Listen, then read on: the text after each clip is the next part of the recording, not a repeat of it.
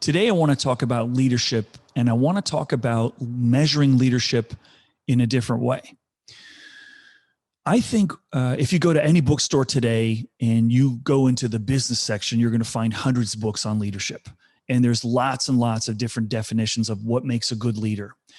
But one area that I'd encourage you to think about if you are aspiring to be a leader or if you're looking to join a leader is taking a look at the people who have worked for that leader and what's happened in their careers after they work for that leader. So for example, if there is a way that you could do research and find out of all the people that have worked for a certain leader, what did their career arcs look like after they worked for that leader?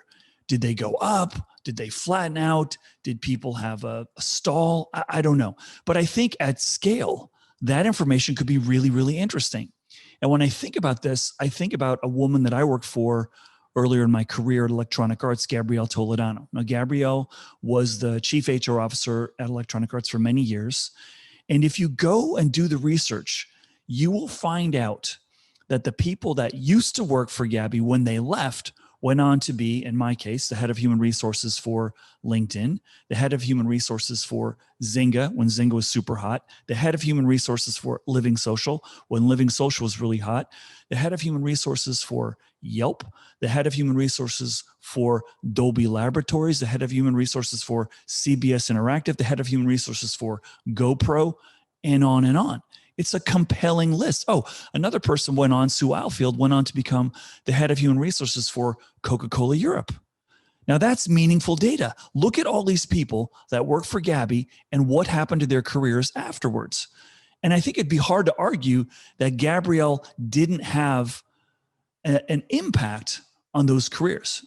I mean, I guess you could say, well, EA, everyone thought EA maybe was a good company, so that's why people got it. But at some point, that over time really starts looking meaningful when all these people had big career lifts and big jobs after they were EA and after they were working at Gabby. And imagine if you're an investor and you're taking a look at an organization and you want to measure the quality of the leadership. You should be able to go in, or you should go in and take a look at of the people who are leading this company, where they've been before, the people that work for those leaders, what's happened to their careers. That's really fascinating. And I think it's worth checking out if you're looking at a company or you're looking to join working for a specific leader, or you're looking to measure the quality of your impact as a leader over time. Now, when I was at LinkedIn back in the day, I actually put this forward to the product team. And I don't think it'd be that tricky for LinkedIn to implement. It's just a different field that when you go and say where you worked or where you're working, you input who you're working for and what's the duration of the time that you worked there. I think that would serve a really interesting and valuable purpose worth checking out. Just a different perspective on measuring leadership.